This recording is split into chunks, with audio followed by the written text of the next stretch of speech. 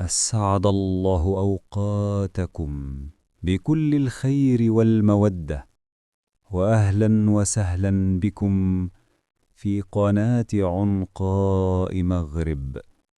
حلقتنا اليوم بعنوان: لماذا ابتلاء المهدي خفي وعظيم وطويل ومتجدد؟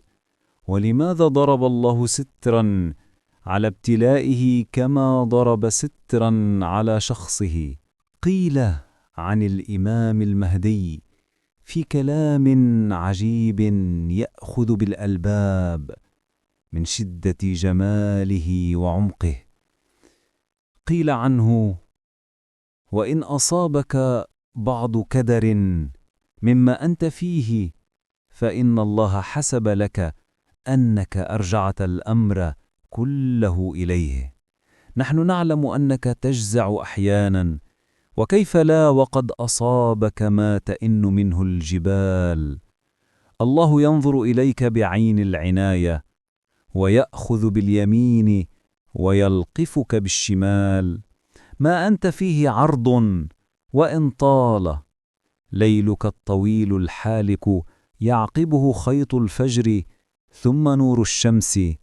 صبرت نعلم، ولولا صبرك ما ولاك الله.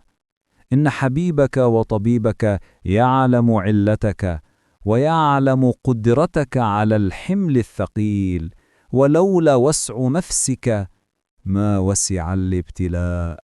هو محبوبه، لذلك يبتليك بأشد مما نتخيل.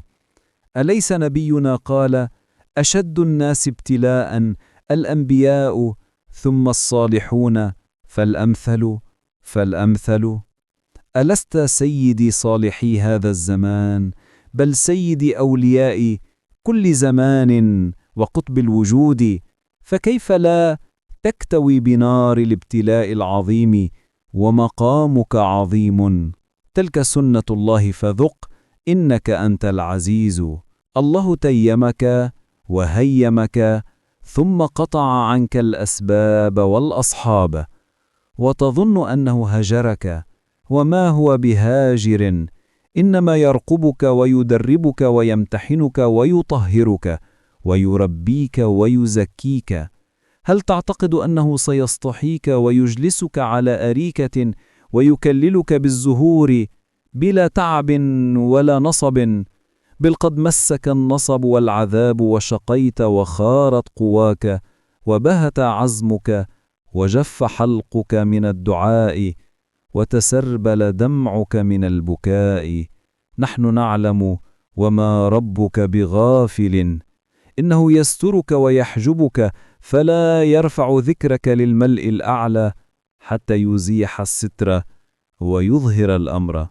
نعلم أنك تكدرت وشكوت ورجوت حتى دب فيك اليأس من الخلق، لكنك لم تيأس من خالقك ولن تيأس. إنه يعلم طينتك وخميرتك، وهو الذي ركبك وطيبك.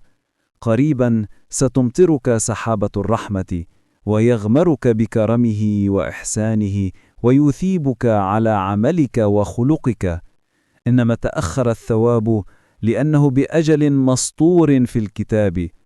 لحظتك آتية، واستفاقتك بركان سيهد حصون الدجال وبيادقه. قبل أن يبدأ كل شيء، يعيش الرجل حياته كما يعيشها أي إنسان، لكن داخله مساحة لا يقترب منها أحد، حتى هو نفسه لا يقترب منها. ليس لأنه يخافها، بل لأنه لا يجد سببا يدفعه لفتحها. هنا تولد مرحلة الغفلة، غفلة لا تلغي الذكاء ولا تحجب الوعي، بل تغطي منطقة معينة من روحه تترك عمدا لوقتها.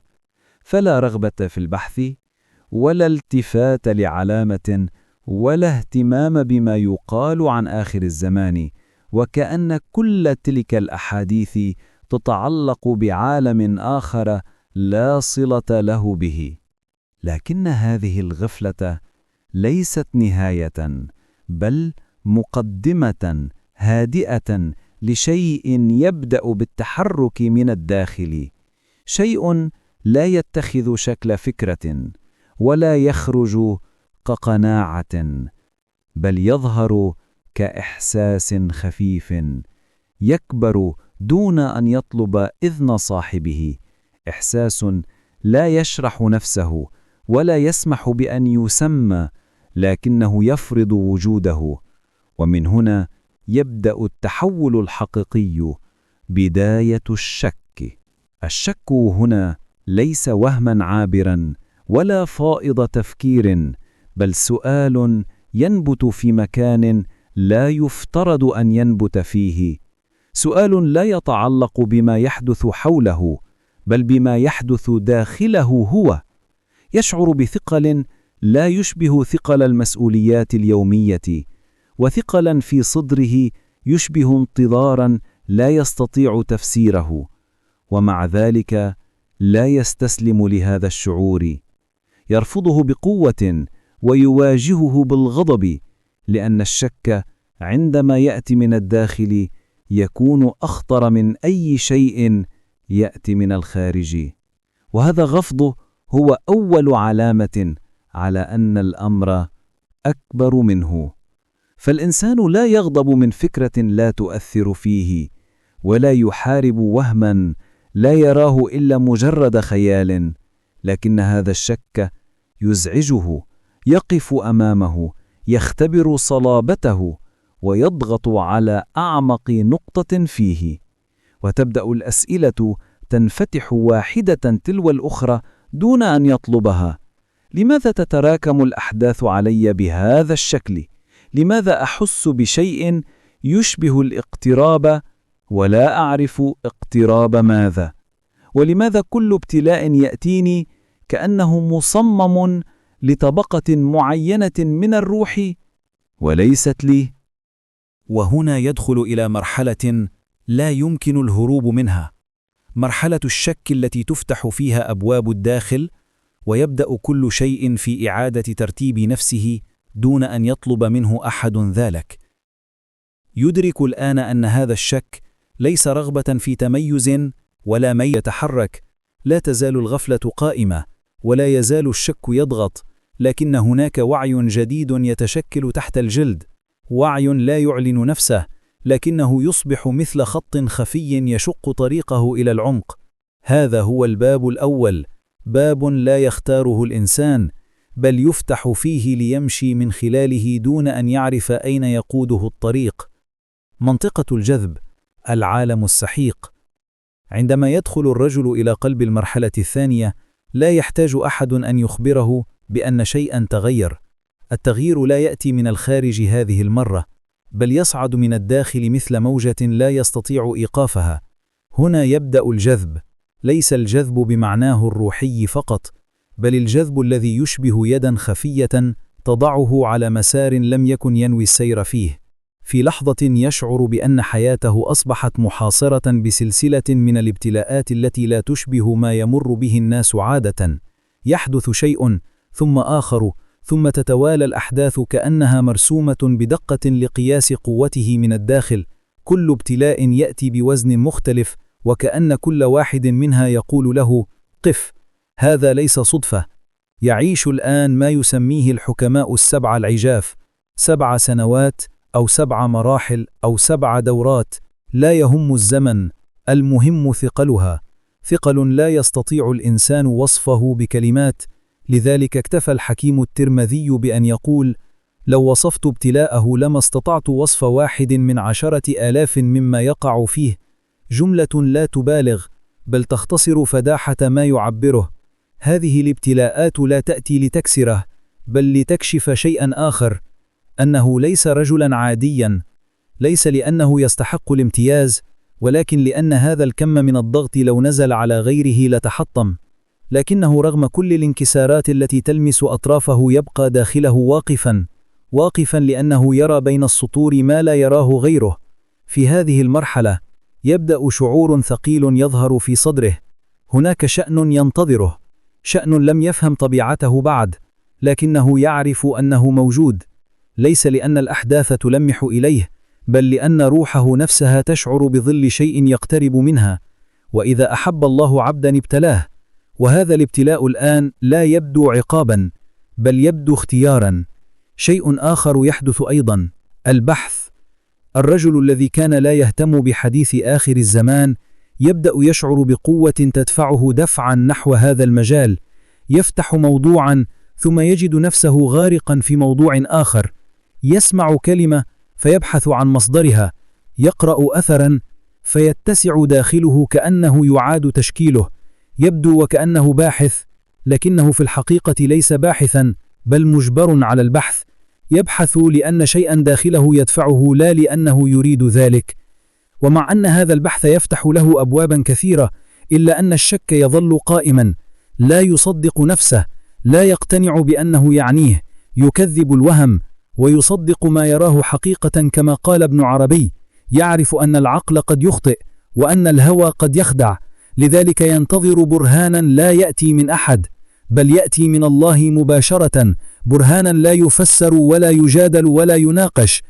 وفي وسط كل ذلك تظهر الرؤى، لا كل الرؤى بل بعض منها، رؤى تشبه خيوطا من حياته، لقطات، إشارات، قطع من طريق لم يكتمل، لكنها رغم ذلك ليست دليلا قاطعا، فيها صدق وفيها احتمالات.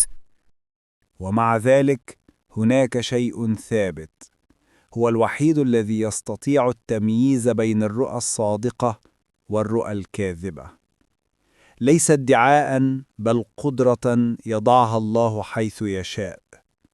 ومع كل هذا الضغط لا ينطق، لا يقول لأحد ربما أكون أنا، بل يخفي كل شيء حتى عن أقرب الناس إليه. يغضب من الفكرة ويدفعها بعيدا كلما اقتربت منه، ولو قالها لأحد لن يصدقه أحد لكثرة من ادعوا وزيف من تكلموا. هنا يصبح الرجل واقفا بين قوتين، قوة الشك التي تطرق بابه بلا توقف، وقوة الحياء الداخلي التي تمنعه من أن يصدق نفسه.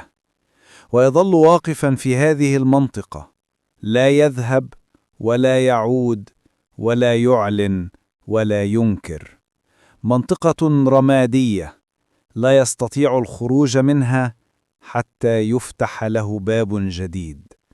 هذه هي المرحلة الثانية، منطقة الجذب الثقيلة التي لا ترفع الإنسان ولا تسقطه، بل تعيد تشكيله من الداخل ليكون مستعدا لما بعد. عند اقتراب نهاية مرحلة الشك يبدأ شيء مختلف في الحدوث، ليس تغيرا صاخبا ولا علامة واضحة، بل اهتزاز داخلي يشبه همسا في أعماق الروح. الرجل لا يزال غارقا في تساؤلاته، لكنه يشعر بأن الشك نفسه لم يعد كما كان، لقد أصبح أثقل من أن يدفع وأخف من أن يصدق، وكأن الشك يتلاشى ببطء، لكنه لا يرحل، فقط يتحول. في هذه المرحلة لا يعيش الإنسان بين الظن واليقين، بل بين إحساسين متضادين، إحساس بأن الطريق يضيق عليه شيئا فشيئا، وإحساس آخر بأن بابا ما بدأ يفتح في مكان لا يعرفه. إنها مرحلة اكتشاف، بل مرحلة تهيئة. هنا تبدأ الروح تشعر بأن ما مر به لم يكن مجرد الصدف أو تتابع أحداث، بل اصطفافا دقيقا لا يحدث لغيره. لكنه لا يسمح لنفسه أن يصدق، لا يجرؤ على ذلك. يعرف أن التصديق السريع قد يكون أول أبواب الوهم، ولذلك يقف ثابتا يراقب داخله كما يراقب الخارج، يبحث عن نقطة لا يستطيع العقل أن ينكر ما يراه القلب. في هذا الوقت يتغير ميزان الابتلاء، لا يختفي، لكنه يتحول من ضربات قاسية إلى إشارات دقيقة تكشف له طريقة جديدة للنظر، وكأن الله يبدل أسلوب الامتحان من شدة تحطم إلى شدة تعيد البناء. لقد انتهت مرحلة الهدم وبدأت مرحلة التشكيل، وعندما تبدأ الروح تتشكل من جديد تظهر لحظات قصيرة خاطفة يرفع عنها الغطاء، لحظات لا تتجاوز رمشة عين، لكنها تحدث اضطرابا عميقا في داخله. يرى شيئا لا يستطيع وصفه، يشعر بقرب ليس من طبيعة البشر، يلتقط إشارات لا يفهمها كاملا، لكنه يتأكد أنها ليست من عالم الظن. هذه الومضات لا تأتي لتكون أدلة، بل لتكون تهيئة، وهو يعلم ذلك، يعلم أن البرهان الحقيقي لا يزال غائبا، وأن ما يراه ليس يقينا بل مقدمة لليقين. هنا بالضبط يفهم معنى قول ابن عربي: لا يصدق حتى يأتي البرهان من الله رأسا، فما يأتيه الآن ليس البرهان بل الظل الأول له. وفي خضم هذا التحول تنفتح داخله قدرة لا يعرف كيف ظهرت، لم تكن موجودة من قبل، أو ربما كانت نائمة، لكنها الآن تستيقظ ببطء، القدرة على قراءة ما بين الأحداث وفهم ما وراء الرؤى، والنظر إلى الأشياء كلو أن نورا داخليا يسقط عليها شكلا جديدا. لا يحتاج أحدا ليشرح له، فالفهم أصبح جزءا من تكوينه. ومع ذلك يظل ساكنا، لا يتكلم، لا يكتب، لا يلمح لأحد، يبقي كل شيء داخله، لأن الصمت هنا ليس اختيارا بل ضرورة، والكلمة في هذا المقام ليست دليلا بل نقمة، والظهور قبل أوانه ليس شجاعة بل سقوطا. يختبر نفسه كل يوم، يسأل قلبه، ويتابع صراعه الداخلي دون أن يسمح لهذا الصراع بأن يتحول إلى ادعاء. يعرف أن كثرة المدعين جعلت الناس لا يؤمنون بشيء، وأن أي كلمة منه الآن لن تزيدهم إلا تكذيبا. لهذا يبقى خفيا داخل نفسه، خفيا رغم قربه من الحقيقة، خفيا رغم أن الطريق بدأ يتضح شيئا فشيئا. إنها المرحلة التي تسبق الانكشاف الحقيقي، العتبة التي يقف عندها الإنسان قبل أن يدخل إلى اليقين، باب بين عالمين لا يفتح إلا لمن صبر على كل ما سبق دون أن يمد يده إليه قبل أوانه. لا تنسوا الإعجاب بالفيديو والاشتراك في القناة تشجيعاً لنا لنأتيكم بالمزيد من الأسرار.